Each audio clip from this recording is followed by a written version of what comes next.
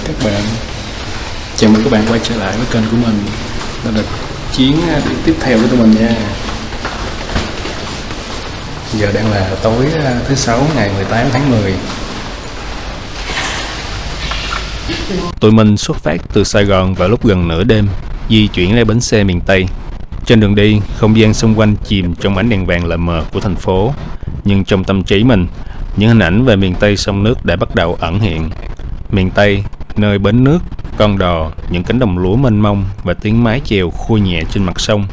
Tất cả như một bức tranh quê thiệt là bình yên. Chuyến đi lần này, tụi mình sẽ khám phá cuộc sống ở An Giang, nơi giáp ranh biên giới Campuchia, nơi dòng sông Mekong chảy vào Việt Nam, khởi nguồn của đồng bằng sông Cửu Long.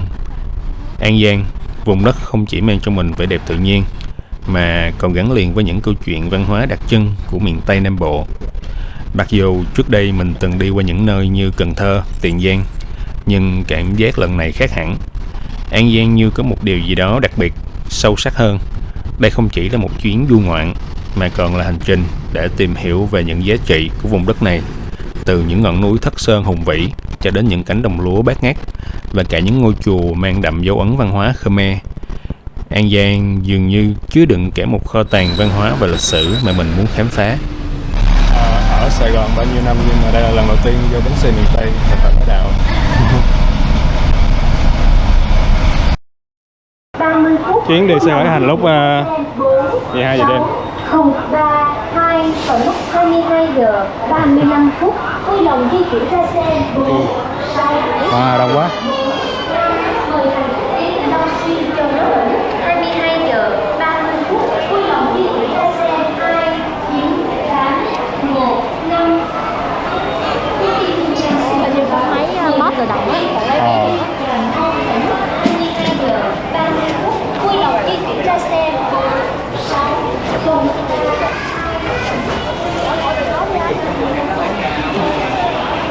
Đi qua đây là máy bóp tự động.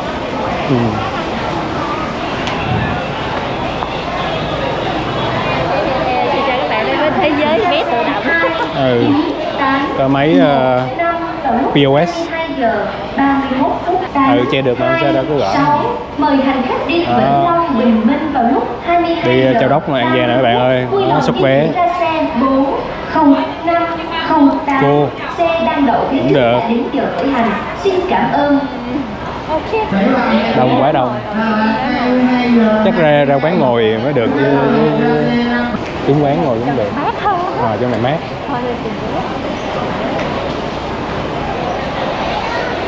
Công cuộc tìm ghế. Tôi xin thông báo các chị vé đi cái tháp Khải Hội đã đặt kế hoạch lúc 22 giờ 32. Sau này các di chuyển ra xe đã đặt đậu được trên tháp số 11. Các chị vé đi Long Xuyên qua lúc 22 giờ 31 xe đậu du lịch lên tháp số 9. Các chị vé đi nhận giá đi 22 giờ 30 xe đậu du lịch lên tháp số 7. Có 2 ghế kìa cũng ngồi được á. Và đã gần tới giờ khởi hành, tụi mình đang trên đường đi ra xe. Nhu cầu đi lại của bà con lớn lắm. Các bạn có thể thấy là đã nửa đêm rồi, nhưng mà bến xe vẫn đông nghẹt người đứng chờ. Mỗi người nơi đây đều mang theo câu chuyện riêng của đời mình. Có người về thăm quê sau bao tháng ngày xa xứ, có người tất tả vì công việc, có người rời phố thị náo nhiệt tìm về với quê nhà bình yên. Rồi cũng có những người như tụi mình lên đường đi khám phá một vùng đất mới, một địa danh mới. Trong cái ánh đèn của bến xe, toàn bộ khung cảnh này như một bức tranh sống động của những cuộc đời đang rẽ về nhiều ngã đường. Mỗi chuyến xe lăn bánh là một hành trình đầy ắp hy vọng và khao khát.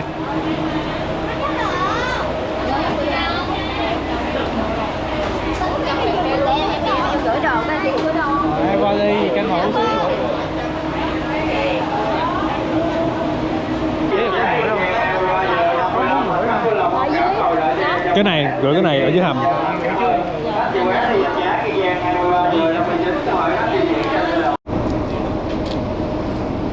Hello mọi người, tụi mình đã tới bến xe Châu Đốc rồi nha. Giờ là mới có 5 giờ sáng. Hey.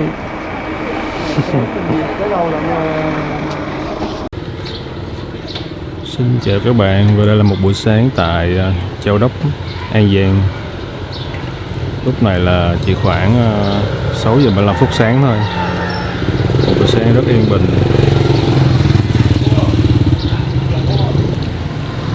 Chuyến đi này của mình chỉ là một chuyến đi ngắn ngày thôi, tầm đâu đó 3 ngày.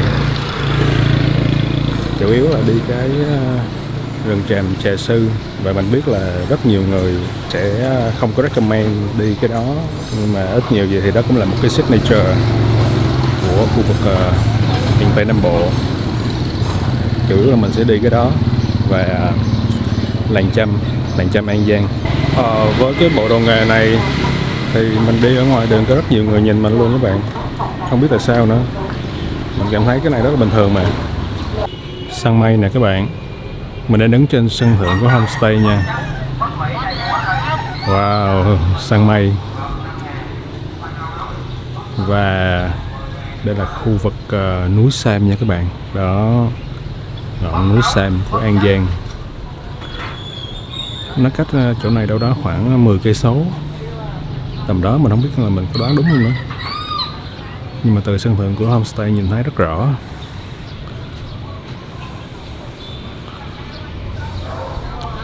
Giờ đang là bình minh rồi đó, mặt trời lên rồi nè. Mặt trăng thì vẫn còn luôn.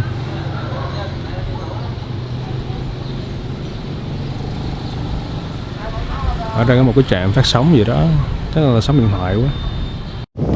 Hello mọi người, bây giờ sẽ xuống nhận xe máy của Mr. Tẩm. Tẩm. Gọi nắng.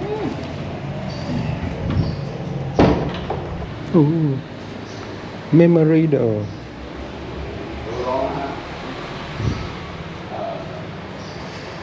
Và tại An Giang thì tụi mình có thuê xe máy các bạn. Đây là cảnh mà tụi mình đang thuê xe máy nè.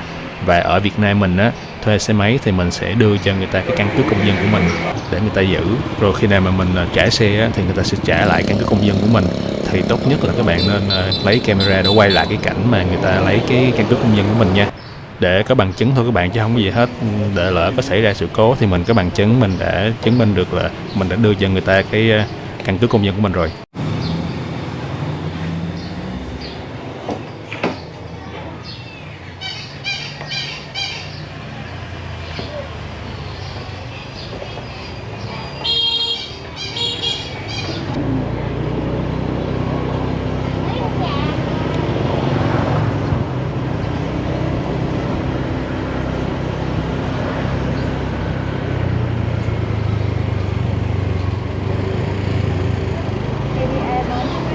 Được, xe được.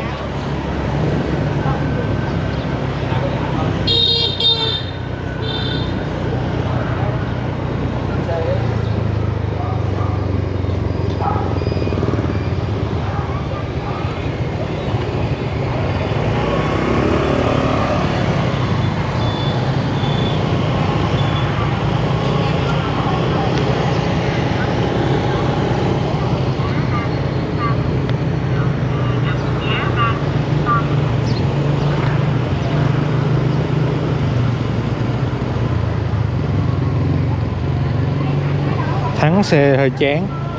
Ừ.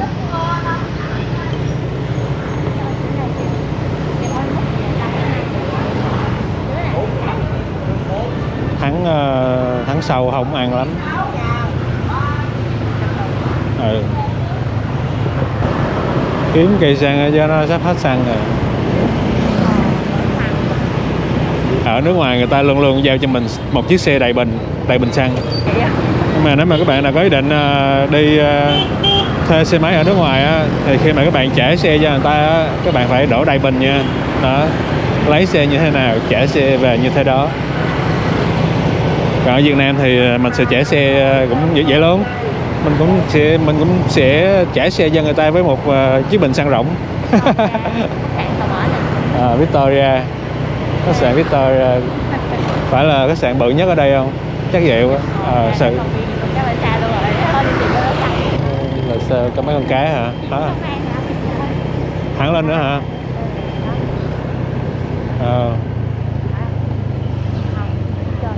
Sao trên đó?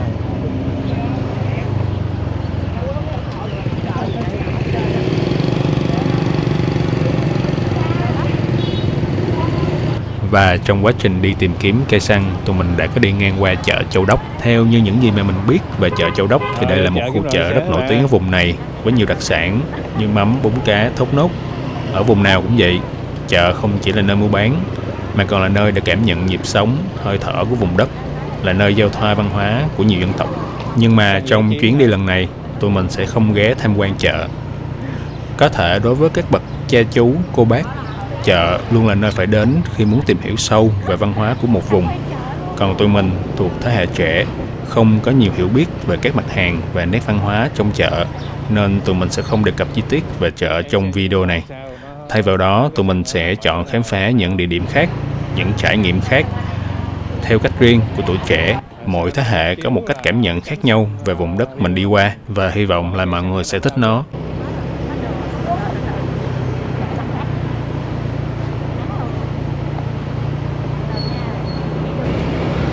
Chợ Châu Đốc các bạn ơi, đặc sản mắm, các thể loại mắm.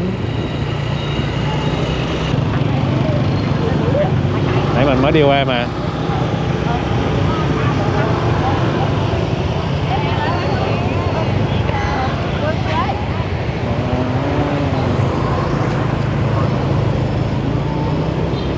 Đó, nãy mình cũng đi đường này mà, có cây xăng đâu.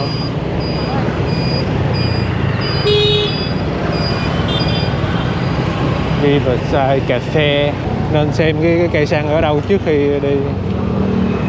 Rồi nó báo cái cây xăng là ngay cái chỗ khúc cua hồi nãy luôn hả? Rồi đi không có. Ồ ghê vậy. Cây xăng ở đây thật là hiếm vậy sao?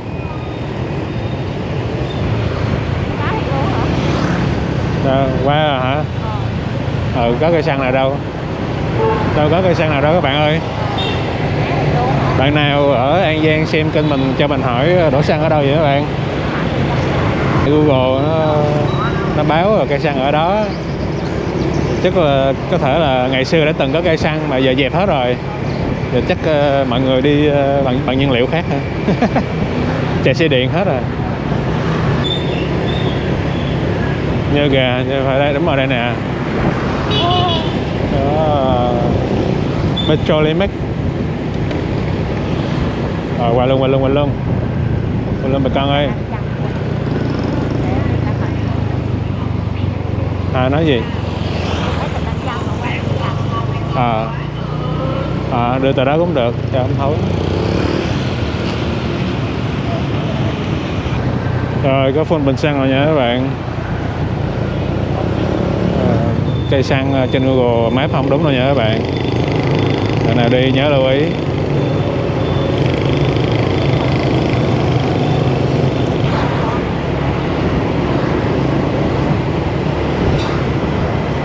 Rồi chả lẽ vô order 2 ly cà phê xong rồi ra ngoài mình đi xuồng. Không biết gửi xe chỗ nào các bạn ơi. Không biết gửi xe chỗ nào luôn.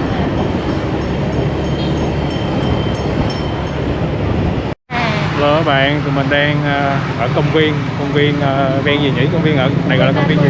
Là công viên tượng đài cá Ba Sa. Công viên tượng đài cá Ba Sa, Châu Đốc, An Giang các bạn. Một biểu tượng, một điểm mà ai cũng biết ở Châu Đốc. Và tụi mình từ đây sẽ đi xuồng máy tham quan. Dạ.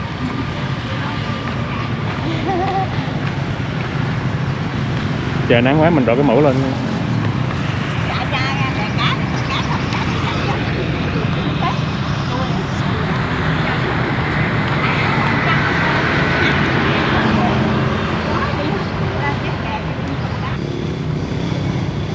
Muốn vô.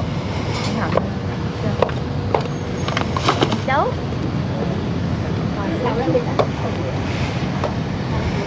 Đây là hai cô chú lái đò nè các bạn. Tụi mình đã liên hệ với hai cô chú từ trước rồi nha. Thì một chút nữa mình sẽ cho các bạn xem số điện thoại liên hệ của hai cô chú nếu mà các bạn thích cái trải nghiệm này.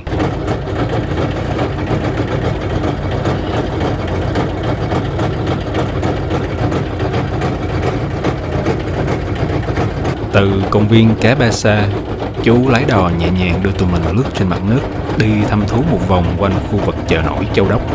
ngang qua ngã ba Châu Giang và làng bè đầy màu sắc của những người dân đã dành cả đời họ trên sông. Đi xa hơn chút nữa là khu làng người Chăm theo đạo Hồi, yên bình và đậm chất văn hóa. Tụi mình đang lên đên trên sông Hậu, nhưng thành thật mà nói, cái hình ảnh chợ nổi nhộn nhịp trong tưởng tượng không thấy đâu nữa. Chỉ còn lại vài chiếc xuồng, con thuyền của bà con, không có cảnh buôn bán tấp nập nào đúng nghĩa của một khu chợ nổi như mình từng nghĩ. Nếu quay ngược lại thời gian chỉ 10 năm thôi, mình tin chắc cảnh chợ nổi ở đây sẽ rất đẹp và đông vui. Nhưng thời gian cứ thế mà trôi, vật đổi sao dời, đường xá phát triển, những cửa hàng tiện lợi, siêu thị mọc lên khắp nơi. Bà con cũng dần thay đổi cách mua sắm. Chợ nổi vắng khách, thương hồ cũng bỏ ghe để lên bờ, tìm kế sinh nhai mới. Chỉ còn lại một số ít người vẫn bám trụ với sông nước. Họ đã sinh ra ở đây, phải muốn an yên cùng dòng sông.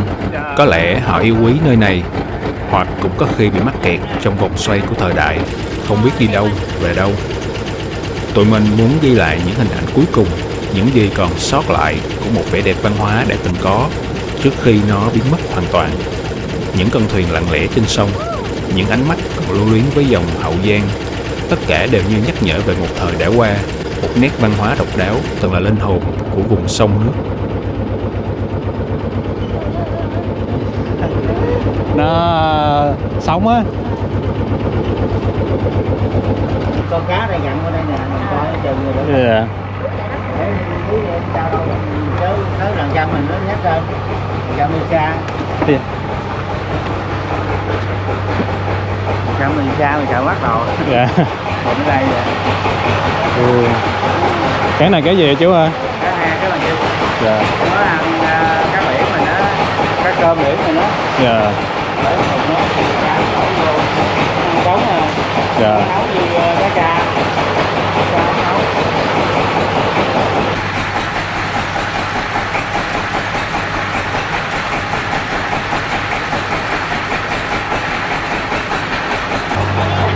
Qua được, qua được. Khờ bắt đầu chú.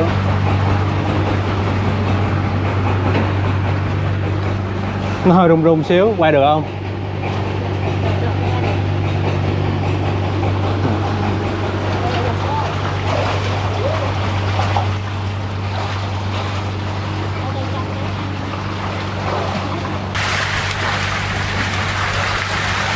Mới chưa Việt Nam.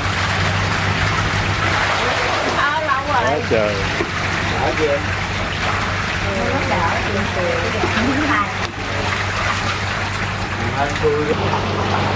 Mấy cái này là cá xay ra hả con? Cá xay chung Dạ. nhau con. Cá này nó là cá gì nãy con nghe chưa rõ, chú nói. Cái này cá he với cá này dinh nè, con cá he, cá đuôi đỏ. Dạ. Cá này dinh là cá trắng đó con. Dạ. Nó chế nước chanh củ chanh để làm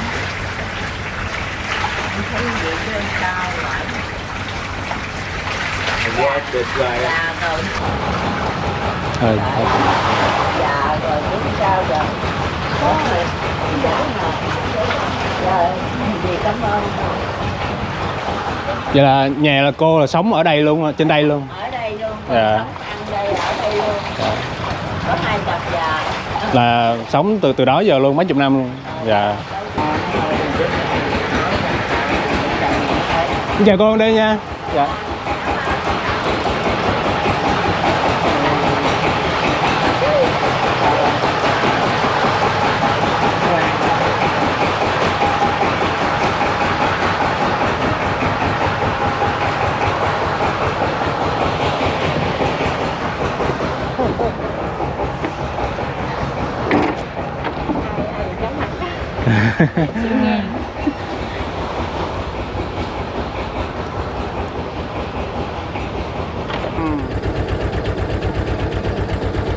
Rời chiếc bè của một hội dân điển hình, tụi mình tiến về khu làng người Chăm theo đạo Hồi.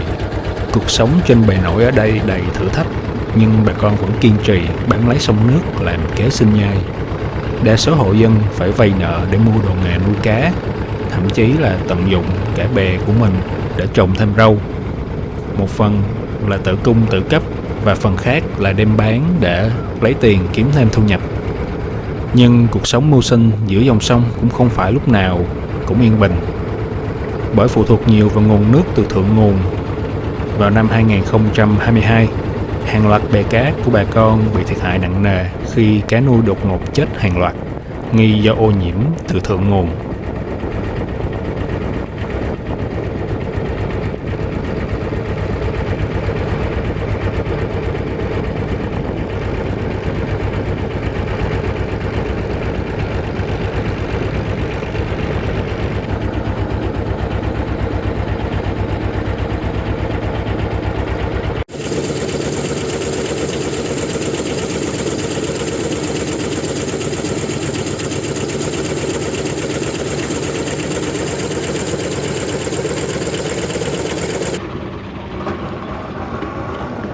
Còn cầm gì sẵn sàng. Chắc không đâu.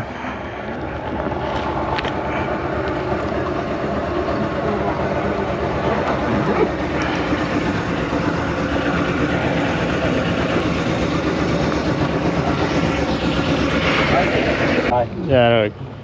Dạ, cảm ơn chú. Dắt đi lên bờ đi. Dạ. Dắt vô cam. Các ăn.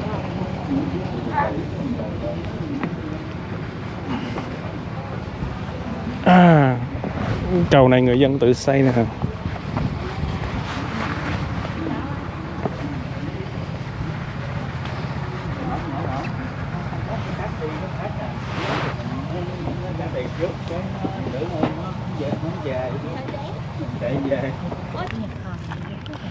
Kia là cái nhà thờ của Hồi giáo. Vô coi vậy. Cô Cẩm đàng hoàng cái mình dẫn lên trên. Dạ. Hướng dẫn nó tới đây là nó giao mình dẫn ở đây. Dạ. Là biết nó nằm rộng nó ngủ. Dạ. Mình chở khách thì mình dắt đi cùng hết trơn. Ta mừng lắm, dắt ra đi ta mừng lắm. Có kiểu đó ông Trường Ngọc á, ở trên cà phê á. Dạ. Ông đau ở chân, ông kêu dắt người ta lên núi, trời ơi nó đi mình chạy không mình chạy lại cái chân mình cụt, cái chân nó dài, cái để nó thở rồi nó xuống ngán lại xuống nó khỏe, lên nó mệt. Dạ.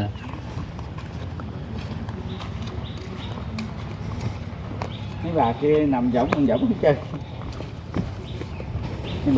Mấy bà bo người ta 50, 100 khi nào chú xuống tôi theo chú, nó tôi mệt tôi quên rồi mấy bà đi theo nghe, cái dắt xuống hết rồi theo cái cây này mệt lắm chạy không à. Làm lên cái cả đó tôi chưa đi xuống nó nô cho nó nghỉ người thở rồi. Lên mệt lắm. Bây giờ cái theo cái cây đi không nổi, lớn tuổi rồi. Có đi toilet. Toilet ở đây.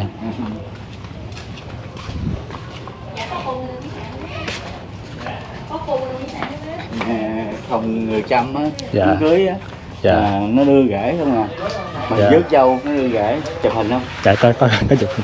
Mở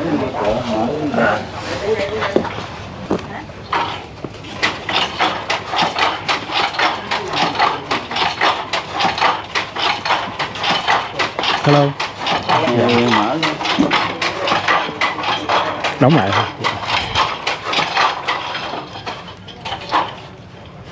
đi ngồi cái chụp hình cái kìa. Ngồi về nó ngồi trên chụp hình đó. Kêu.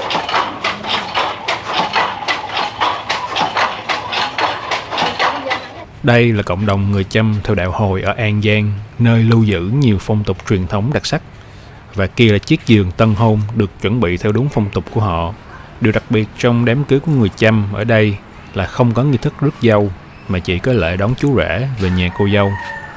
Về nguồn gốc của đạo Hồi ở vùng đất này là ngày xưa, những thương nhân từ Malaysia đã theo dòng Mekong ngược lên buôn bán, mang theo văn hóa và tín ngưỡng của mình. Qua thời gian, những ảnh hưởng đó đã tạo nên một cộng đồng người Chăm theo đạo Hồi. Đến đây thì bạn có thể tìm hiểu về lịch sử và văn hóa của cộng đồng người Chăm ở đây và có thể ủng hộ họ bằng cách mua những cái món quà lưu niệm mà họ đã làm thủ công ở đây. Đây là hình ảnh của một người phụ nữ người Chăm theo đạo Hồi đang dệt vải tạo ra các cái món đồ thủ công để bán cho khách du lịch nè các bạn. Và những món đồ ở đây á, họ bán không hề mắc nha các bạn. Như mình là mua hai cái túi nhỏ, mỗi túi có 30.000 thôi, cũng khá là rẻ.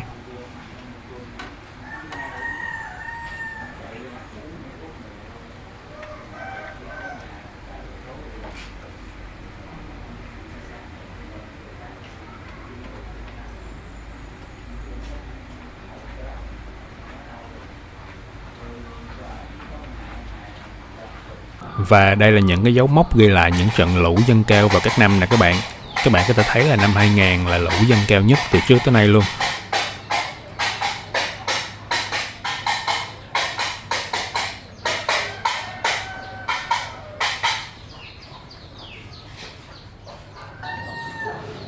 Năm nay lên tới đó năm 2.000 mà bị nó dạ. nó không lên. Còn năm nay là chưa có chưa có mất luôn. Chưa có mất. Thì tới đó là xuống rồi. Dạ. Tháng này nước vượt rồi. Nước giật rồi. Ồ vậy nếu mà nước ví dụ như mà nó vượt quá cái cầu này là coi như phải xây lại cầu luôn. Dương lên, Dạ. có nọc cao lên. Dạ.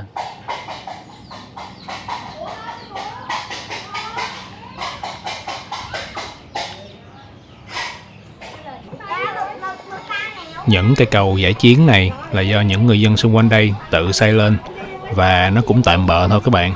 Nếu như mà nước lũ dâng cao hơn cây cầu là coi như họ sẽ phải xây lại cây cầu đó.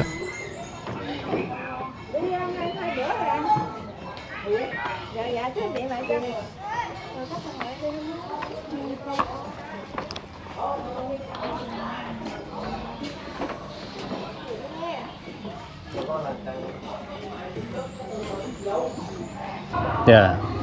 Ăn chua chua. Ăn ốc á, đâm cái này ra. Dạ. Ăn trái. Nè. Trái thôi, cần coi. Tinh trái.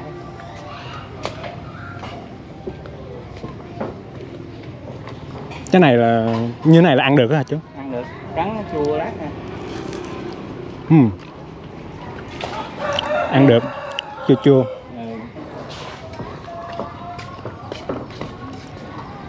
Nó trồng nó bán. Dạ. Ngày này xả nè. Rau tràng nó chua nè. Dạ. Ở nó chua thơm á. Trái này tên gì chú con quên rồi. Bứa. Nó nấu ngon lắm. Mình ăn ốc còn kêu người ta làm sống. Làm muối ốc đó. Muối ớt với cái này, mắm. Dạ. Nó không ngán. Chuối chát rồi. Chuối chim á, nó ăn á là nó lâu chát thôi, nó chát á mình ăn ít ngán. Dạ. Mình cứ già cái ngự đồ ăn ngán. Có bán gì ăn ngày nay? Cá bụng không? Cá bụng không? Mua một cái ăn không? Ăn không? Ăn một cái đi. Ăn cái chuối chiên. Nào bếp hết trơn rồi, chậu không được, chậu Dạ. không chậu không nổi. Cho cái chuối chiên đi cho. Cái này chuối chiên rồi khoai lang chiên. Có ăn chuối chiên không? Cho ăn cái nha. Ăn cả buồn. Dạ. Không. Dạ con có ăn mà sáng giờ chưa ăn vậy luôn. Không ăn gì đâu nha. Trái có 5.000 à. Còn bên đây thì 3 trái 10.000. Dạ. Còn cái kêu bán một nhỏ, cái bán lu bu không có. Lấy miếng giấy, cho miếng giấy. Không có xài giấy.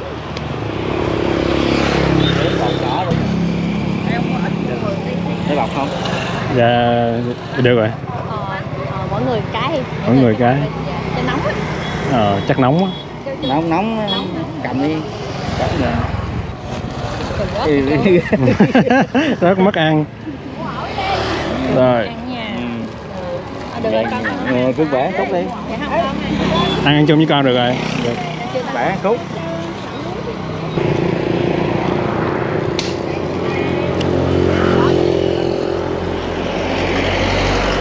Có hả?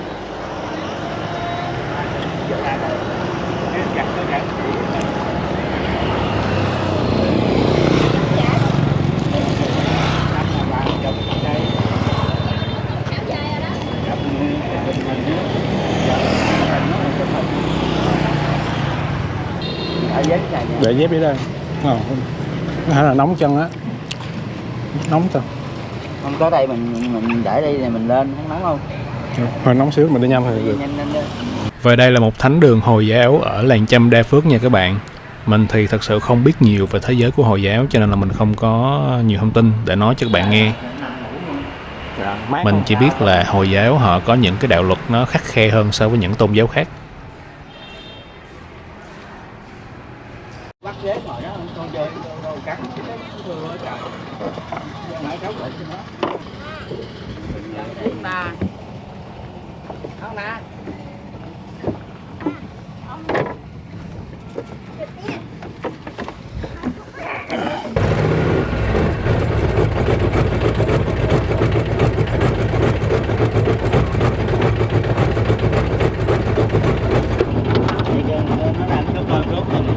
Rồi và bây giờ là tụi mình sẽ quay trở về công viên cá Ba Sa để ăn cơm trưa với cô chủ lái đò.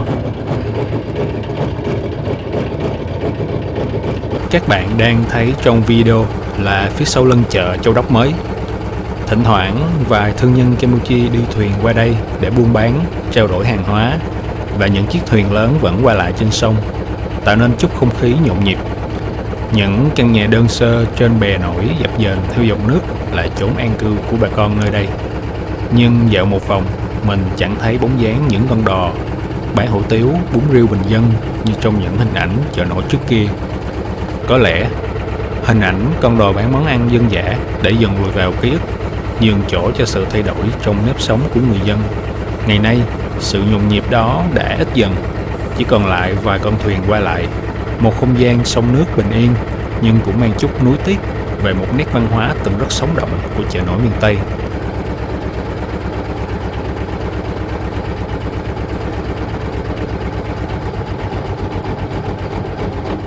Nếu muốn đi chơi miền Tây cho đúng điệu thì nên đi vào mùa nước nổi hay mùa cận Tết. Mùa nước nổi thì tầm tháng 7 tới tháng 10 âm lịch, lúc đó mưa bắt đầu đổ về, nước từ thượng nguồn tràn xuống mang theo phù sa với đủ thứ sản vật quý giá cho bà con xứ này. Ở miền Tây, ai cũng gọi là mùa nước nổi chứ không ai kêu là mùa lũ. Mà thiệt vậy, có nơi nào ở Việt Nam mà mùa lũ về lại rộn ràng, bà con vui mừng chào đón như xứ này. Mùa nước nổi không chỉ là lúc sông nước dâng lên tràn đồng, mà còn là mùa của cá linh, bông điên điển, với bao nhiêu thứ đặc sản chỉ có ở miền Tây.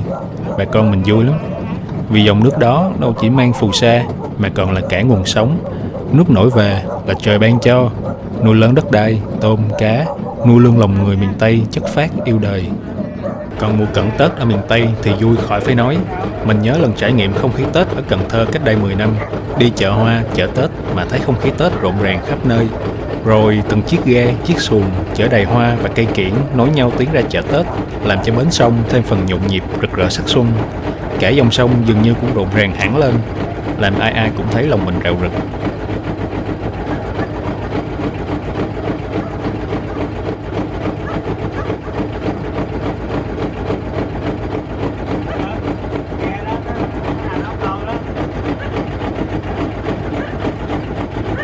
Mùa này nước nổi, cô chú lái đò cũng cao tuổi sức yếu rồi, không còn chèo xuồng tay được nữa. Chỉ có mấy anh chị còn trẻ khỏe mới chèo tay được.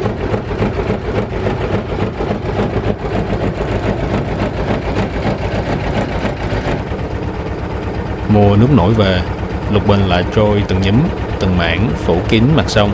Những đám lục bình cứ thế trôi dập dềnh, lúc thì tụ lại thành từng mảng lớn, lúc lại tản ra, thải mình theo dòng nước. Lục bình ở miền Tây không chỉ là loài cây dại mà còn gắn liền với đời sống sông nước. Cứ đến mùa nước nổi, lục bình lại theo con nước từ thượng nguồn đổ về, trôi ngang qua những chiếc ghe, chiếc xuồng của bà con như một phần không thể thiếu.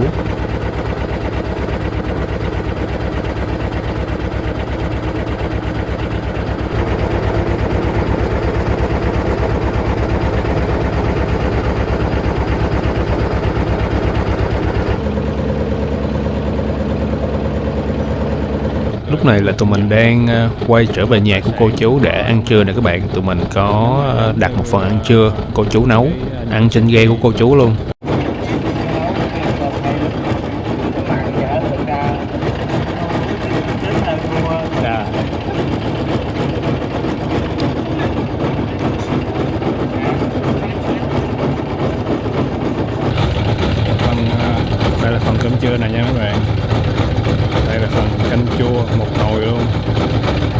kho. Cái này là cái gì kho hả chú? À, cái rô. Dạ. Dạ.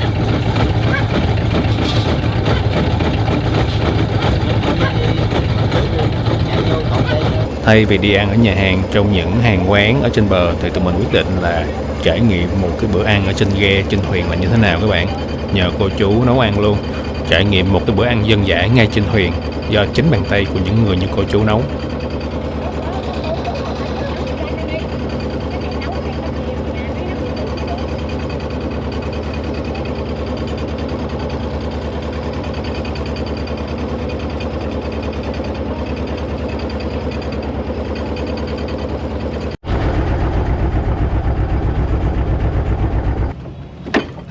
Cẩn thận đồ đạc nha. À, ok. Chuyển xuồng. Vậy đã tém lại, cất vô cho nó gọn. Còn cái cạnh. Không, rất ba lô.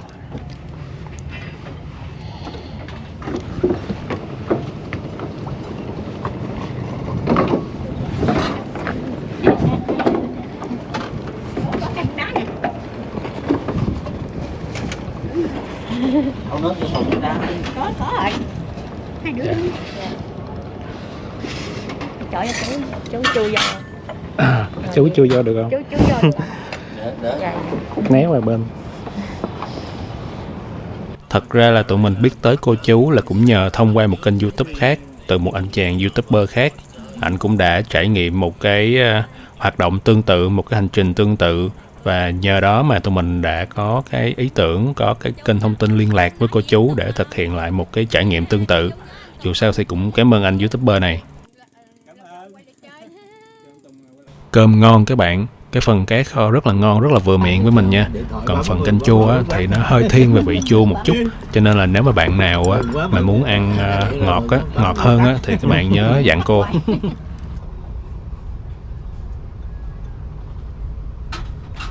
Có một điều này mà mình muốn chia sẻ nè các bạn. Lúc mà mình trả tiền cho cô á, thì mình thấy nhìn cô tội lắm các bạn.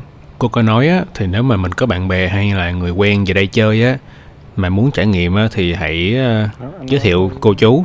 Tại vì thành thật mà nói á, thì cái dịch vụ này không phải lúc nào cô chú cũng có khách đâu các bạn. Những ngày may mắn thì sẽ có khách, hoặc là mùa nước nổi thì sẽ có khách tới tham quan, trải nghiệm dịch vụ. Chứ còn những cái mùa khác có khi là cả ngày không có khách nào hết các bạn. Không có khách thì không có thu nhập, vậy thôi.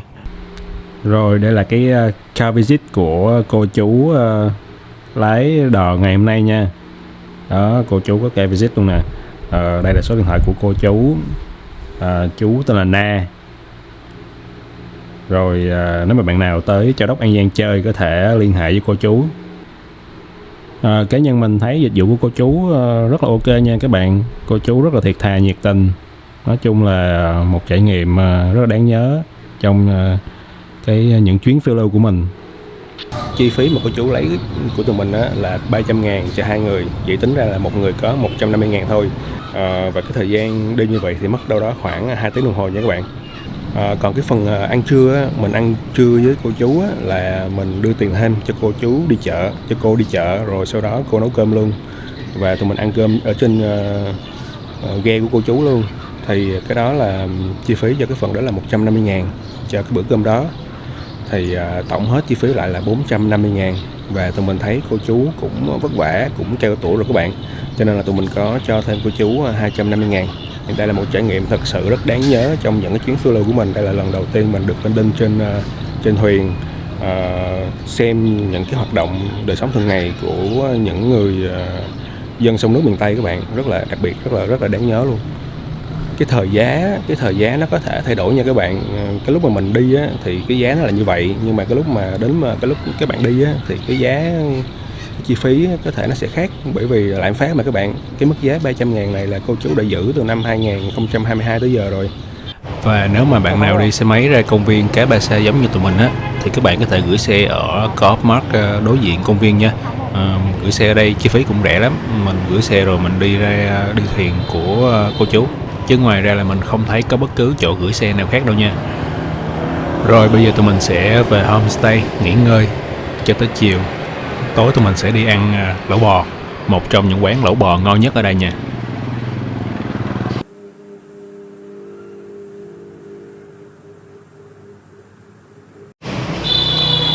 Hả? Đây, hai cái bạn đây là những cái memory của những vị khách đã từng tới đây, cái homestay này. Có Quyền Linh rồi kìa, ghê thiệt. Và có những người nổi tiếng đã từng tới đây nha các bạn. Có ai nữa? Mình cũng quen mà không nhớ. Ai nè, Mạc Văn Khoa đúng không? Mạc Văn Khoa, showbiz. Những nhân vật trong showbiz đã từng tới đây. Hiện tại là nó có cái phòng khách cũng khá bự, ghế rồi của gia chủ. Thật ra như hướng nào nha, Nếu mà đi sáng giờ đi hướng bên kia rồi, hướng bên này coi có gì hay. Điểm này là về núi Sam luôn rồi. Hướng này đi về núi Sam rồi. Các bạn, mình đang đi xe máy trên những con đường của Châu Đốc An Giang vào buổi đêm nha. Đường xá cũng ít xe chạy đã. Xe này nó cái thắng sau nó hơi bựa xíu, rất là lỏng, mòn.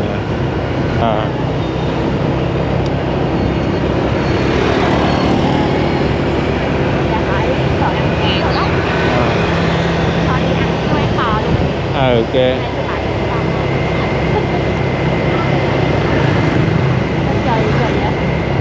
chưa tối nhưng mà nó lại bị mưa. Hoàng hôn rồi nó chưa lặn nhưng mà mây mù. Và bây giờ là tụi mình sẽ đi tới quán lẩu bò Trường Nhật ở dưới chân núi Sam nha các bạn. Thì đây là một cái quán lẩu bò mà anh chàng trong homestay ảnh giới thiệu cho tụi mình. Và cái quán này là nó có cái giá cả rất là hợp lý và ăn cũng ngon nữa.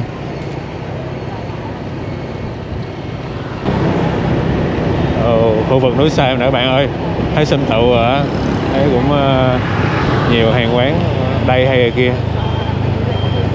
Đây là cái đường hẻm nhà người ta. Vivu, nhà Vivu.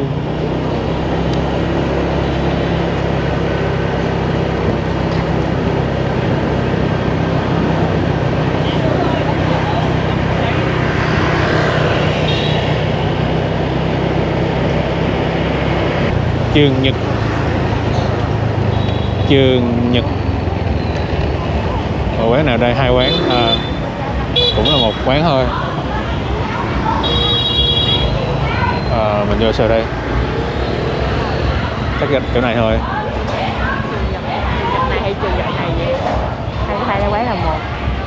Chắc là quận 1, có chỗ bên này là đậu xe ở đây. Đi vô thôi.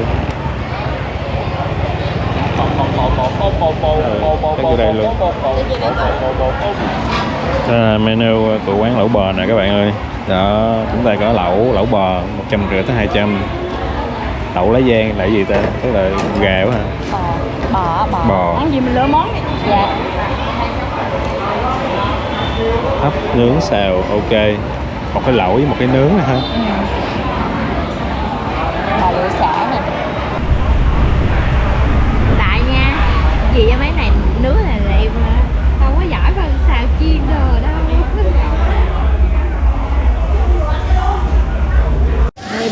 Còn 3 nướng nguội cuối cùng này các bạn, hốt cái chết thôi, 3 phần bụng luôn. Cái này ngon lắm nha. Quá trời ngon. Ngon nhất để cuối cùng. Cái này là cái nướng ngon nhất á, có một cái nướng mọi nữa nhưng mà thấy cũng không có ngon bằng cái này. Đồ ăn ở đây thì mình đánh giá là khá ngon nha các bạn. Phần lẩu rất là ngon, nước lẩu rất là đậm đà, rất là ngọt thịt các bạn. Và thịt bò cũng rất là mềm, ăn rất là ngon luôn á. Còn cái phần nướng á, thì mình đánh giá cao cái phần nướng sả nha. Cái phần thịt mà người ta cuộn vô trong cái cây sả rồi đem nướng á, thì cái phần đó là người ta đã tẩm ướp gia vị rất là ngon rồi, ăn rất là ngon. Còn cái phần nướng mọi á, thì mình thấy cũng bình thường thôi. Nói chung là quán này khá là đông khách nha các bạn. Nếu mà các bạn đi số lượng đông á, là các bạn chắc phải đặt trước cho người ta đó. Chứ mình thấy khách ra vô liên tục và gần như là full bàn luôn á.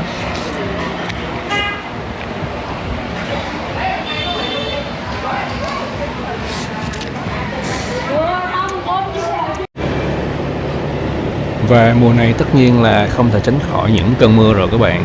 Cho nên là đi đâu thì các bạn hãy nhớ mang theo áo mưa nha. Và tụi mình đang lang thang một vài vòng ở thành phố Châu Đốc để xem cuộc sống ở đây vào ban đêm nó như thế nào. Nhịp sống ở đây nói chung là chậm rãi, yên bình, đậm chất miền sông nước. Người miền Tây sống chủ yếu nhờ vào các ngành nghề liên quan đến nuôi trồng, đánh bắt thủy sản, nông nghiệp và trồng cây ăn trái. Ở đây không có nhiều nhà máy xí nghiệp, cho nên cơ hội việc làm cho người trẻ cũng hạn chế. Thành ra nhiều người trẻ muốn đổi đời, muốn kiếm thêm thu nhập thì phải khăn gói đi xa, làm ở các khu công nghiệp lớn ở Đồng Nai, Bình Dương hay Sài Gòn. Nên chắc không giờ chắc về nhà ngủ, hoặc là ráng đợi tới sao ta, không biết có ai nhờ đi xuồng qua bên kia không. Anh thấy nhiều người thuê đi ghe qua lại giữa hai bờ á.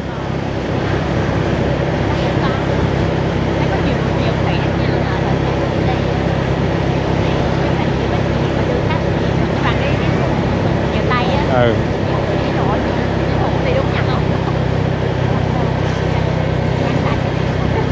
Mọi người đi ngủ hết rồi các bạn ơi. 8 giờ tối ở Châu Đốc, chợ Châu Đốc.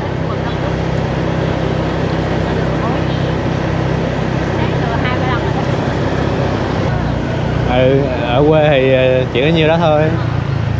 Trà sữa Thiên Thanh vậy nha.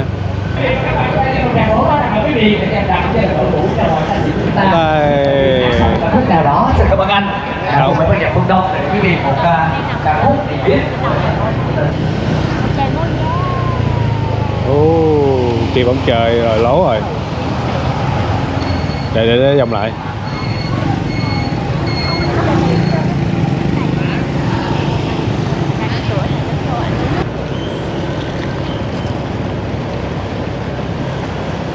Và ngày đầu tiên của tụi mình tại xứ sở An Giang đã kết thúc. Hẹn gặp lại các bạn trong các video kế tiếp. Cảm ơn các bạn đã xem video.